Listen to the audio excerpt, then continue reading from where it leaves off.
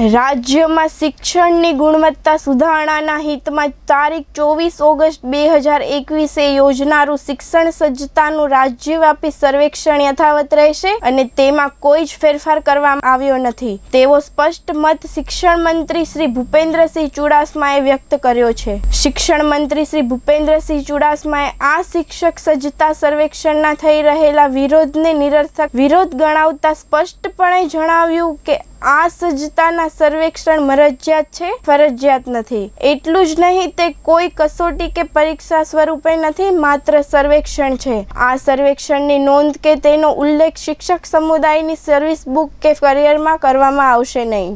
शिक्षण मंत्री श्रीए कह्यु के राज्यना बाळकोमां भविष्यनी चिंता करीने तथा शिक्षणना हितमां राज्य सरकारे आयोजन करेलुं छे।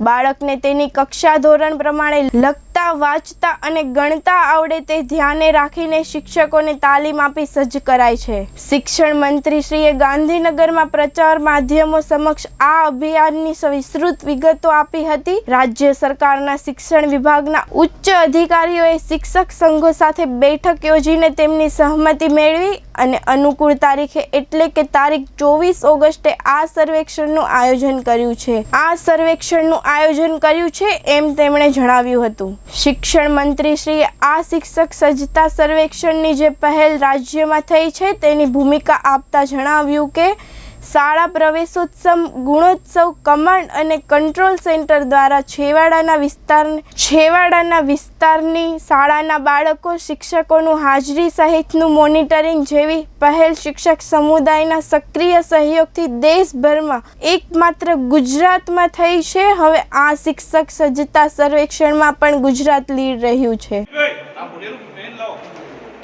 अभी सारे ये विधायक और भाजपा के सांसदों की सूची साथ है और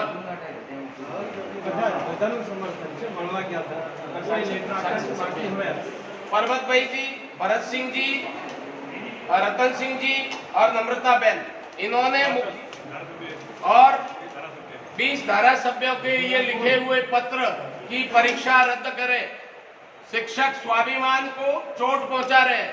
मैं तो ये कहना चाहता हूँ, आप लोकतंत्र के सजग पर रहिए। कोई भी विभाग में नौकरी में आने के बाद आज तक कलेक्टर साहब से लेकर चपरासी की परीक्षा हुई है क्या? नहीं हुई। शिक्षकों की प्रदेश में किसी देश में नहीं होती। ये बहुत दुस्साहसिक कार्य किया है और ये शिक्षकों की गरिमा पर बहुत बड़ी चोट है। इसीलिए शिक्षा मंत्री जी के इस निर्णय के खिलाफ मैं माननीय मुख्यमंत्री से मांग करता हूँ, अभी भी वक्त है, परीक्षा रद्द करें, अन्यथा शिक्षा विभाग के विरुद्ध आने वाले समय में मुहिम चलाई जाएगी। कौन से अधिकारी हैं जो भ्रष्टाचारी है और अभी रखे हुए, उनके नाम बताइए तो क्या? सूरत भ्रष्टाचार के विरुद्ध में प्राथमिक संघ के अधिकारी ने कहा, उस बहन को वनवासी मीडिया सब जानता है कि मुझे ऊपर तक पैसा पहुंचाना है, 4 लाख रुपए दीजिए, और वो बाइटें मीडिया जगत के पास सुरक्षित है। उन्होंने स्पष्ट कहा कि मुझे नियामक तक पैसा पहुंचाना पड़ता है। उस बहन ने कहा मेरे पास नहीं है, तो बोले लोन ले लीजिए वरना मुझे दीजिए। पाटन में आप सबने उठाया, दर्जनों गलत ट्रांसफर हुए और उसके बाद 22 निरस्त किए। 3 साल पहले डायरी में लिखवाया था नियामक जी को, लेकिन शेष ट्रांसफर अभी भी निरस्त करना बाकी है जो नियम विरुद्ध हुए थे। और उसके बावजूद शिक्षा विभाग कुंभकर्ण की नींद सोया है और कुछ नहीं किया है, यह विषय शिक्षा मंत्री जी को बताया है। उसके बावजूद भी हम तो यही मानेंगे। पूर्व जिला शिक्षा अधिकारी पाटन ने कहा कि ऐसे गलत अनेक जिलों में हुए हैं लेकिन निरस्त नहीं हुए, यानी ये खुद विषय बताने के बाद शिक्षा मंत्री जी कुछ नहीं कर रहे, यानी भ्रष्टाचार को बढ़ावा देके गुजरात को कलंकित कर रहे हैं और मोदी जी के भ्रष्टाचार मुक्त भारत के सपनों को जानबूझकर धूमिल कर रहे हैं। वरना बताते ही अधिकारी और मंत्री जी का यह कर्तव्य बनता है कि दूसरे दिन ऐसे सारे गलत तथ्यों को निरस्त कर दे और एक सुशासन के रूप में प्रमाण प्रस्तुत करें।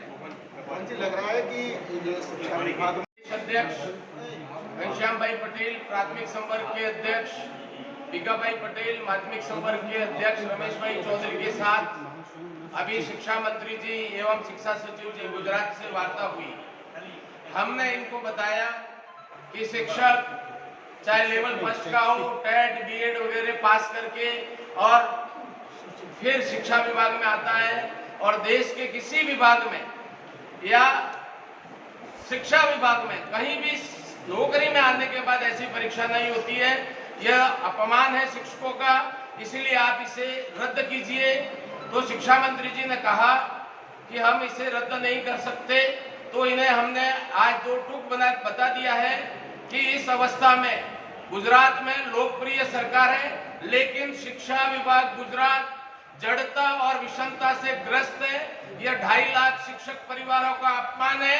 इसीलिए अब शिक्षा विभाग गुजरात के समक्ष राष्ट्रीय शैक्षिक महासंघ आंदोलन की राह पर चलेगा, और कल शिक्षा विभाग धिक्कार दिवस मनाकर बहिष्कार के साथ साथ 2.5 लाख शिक्षक परिवार अन्न का भी परित्याग करेंगे।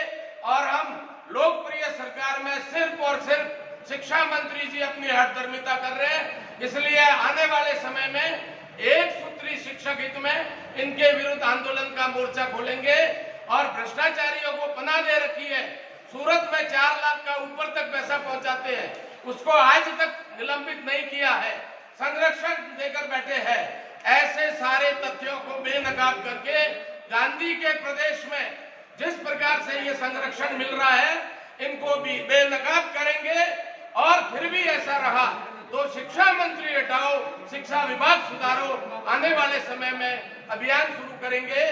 और राष्ट्रीय शैक्षिक महासंघ अखिल भारतीय स्तर पर गुजरात में हमसे जुड़ा हुआ है, और कोर टीम से बात हुई है, और यह निर्णय है परीक्षा रात तक भी रद्द नहीं की तो परीक्षा का बहिष्कार और शिक्षक परिवारों द्वारा कल अन्न का भी परित्याग, क्योंकि हम गांधी के प्रदेश में हैं, इसीलिए शिक्षक है, विद्या प्रदाता आचार्य है, ऐसा कोई काम नहीं करेंगे।